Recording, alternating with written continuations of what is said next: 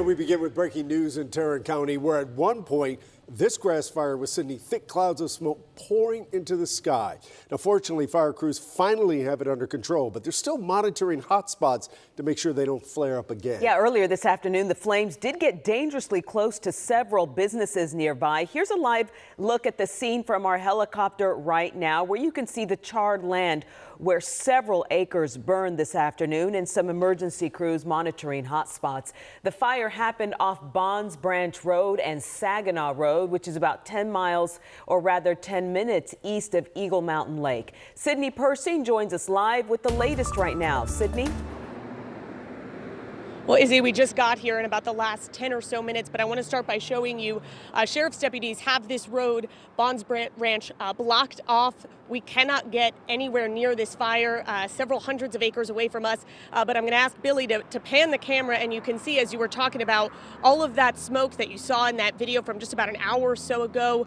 None of it is in the air right now. I just spoke with officials in the last 5 minutes. They tell me that this fire spread about 100 acres and is 0% contained, but that is because fire crews have not updated their containment percentage. As you mentioned, this fire is under control. Most of the fire has been put out at this point, and any minute now we are expecting to get updated containment numbers. Very good news, because as you mentioned, and I want to pull up the video for our viewers now of what it looked like just about an hour or so ago, a very different story. Big billowing plumes of smoke, a pretty intense fire line there, as you mentioned, that got significantly close to businesses in the area.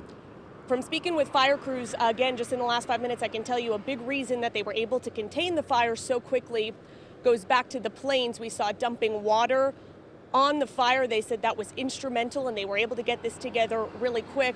I want to take you back out live now if I can. This is the intersection again where sheriff's deputies have this blocked off. There are several cars out here waiting to get through. But I was speaking to a couple folks who just passed through the area. They live back where this fire is.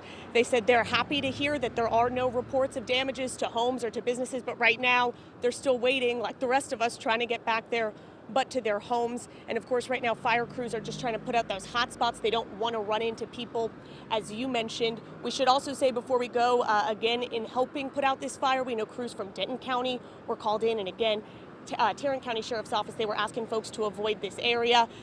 As these road closures stay in place, we will update you about the situation out here as things begin to develop, but overall, a significant improvement here in just the last hour.